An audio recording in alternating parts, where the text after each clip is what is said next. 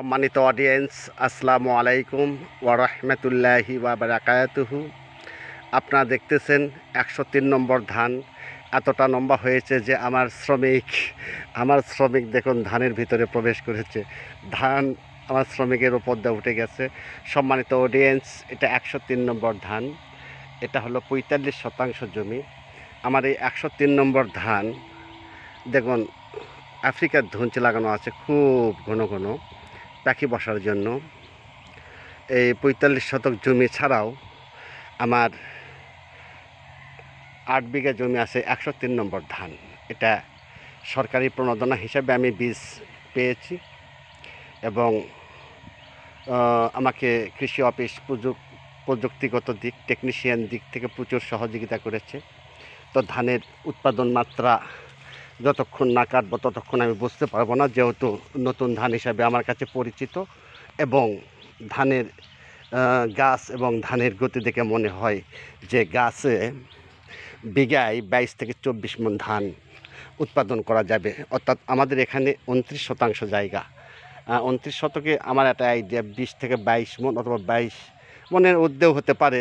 ধানের কোয়ালিটি খুব ভালো, ধানটা চিকন সরু এবং চাউল কেমন হবে জানি না, যেহেতু আমার কাছে প্রথম। তো যেহেতু এটা আমাদের দেশের কৃষি উদ্ভাবিত বৃধান উদ্ভাবন করেছেন বিজ্ঞানীরা, বৃধান 103। তো আমার এলাকায় আমি প্রথম যে তা নয়, আমাদের গ্রামে এরকম অন্তত পক্ষে 30 জন কৃষকে 103 নম্বর ধান এবার রোপণ করেছে এবং তাদের লক্ষ্যমাত্রা অনেক ভালো এবং মোটামুটি জমিটা দেখতেও খুব সুন্দর।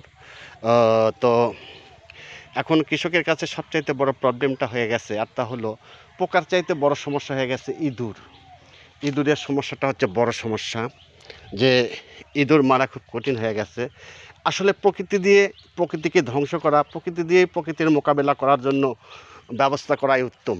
আসলে ইঁদুরকে তাড়ানোর জন্য যে সাপ, ব্যাঙ বা বেজি, এগুলো কারেন্ট জাল বা এই যে শয়তান জাল, চায়না জালগুলো এগুলোকে টিকতে দিচ্ছে না, এগুলোকে নষ্ট করে দিচ্ছে, মরে যাচ্ছে, যার কারণে ইঁদুরের পরিমাণটা অনেক বেশি। এই ইঁদুর ধ্বংস করার জন্য, ইঁদুর তাড়ানোর জন্য যে সাপের প্রয়োজন, সেই সাপ বেঁচে নেই, সব শয়তান জালের মধ্যে আটকে পড়ে মারা গেছে।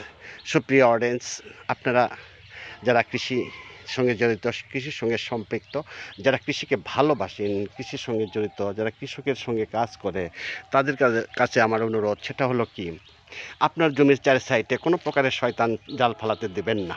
আমি দেই না, আপনারাও দেবেন না। ক্ষুধা ও দারিদ্র্যমুক্ত দেশ গড়তে কৃষকের বিকল্প নেই। তাই আসুন, কৃষককে সম্মানের সহিত দেখি, শ্রদ্ধার সহিত দেখি, ভক্তি ও ভালোবাসা দেই। আমাদের এলাকার কৃষি সম্প্রসারণ বিভাগ আমাদের এলাকার কৃষকের মাঝে সারাক্ষণ বিরাজ করতেছে। আজকে শুক্রবার দিনেও দেখলাম আমাদের গ্রামে কৃষি উপসহকারী কর্মকর্তা জনাব মোহাম্মদ সালিম ভাই, তারপর আমাদের উপসহকারী কৃষি কর্মকর্তা মামুন ভাই ফিল্ডে কাজ করতেছে, কৃষকের পরামর্শ দিচ্ছে শুক্রবার দিনেও। এতে বোঝা যায় যে আমাদের দুপচাঁচা কৃষি সম্প্রসারণ অধিদপ্তর কৃষকের সঙ্গে শুক্রবার দিনেও লেগে আছে। এই মুহূর্তে দেখে আসলাম। তারপরেও আমি আপনার এলাকার কেমন কী অবস্থা কমেন্টস করে জানাবেন। সবাইকে ধন্যবাদ দুপচাঁচা কৃষি সম্প্রসারণ অধিদপ্তরকে আমাকে আধুনিক কৃষকে রূপান্তর করানোর জন্য। আদর্শ কৃষক হিসেবে আমার বিকল্প আমাদের গ্রামে নেই, আদর্শ কৃষক হিসেবে আমাকে নির্বাচন করা হয়েছে। আমি চাই একজন স্মার্ট কৃষক হওয়ার জন্য। সবাইকে ধন্যবাদ।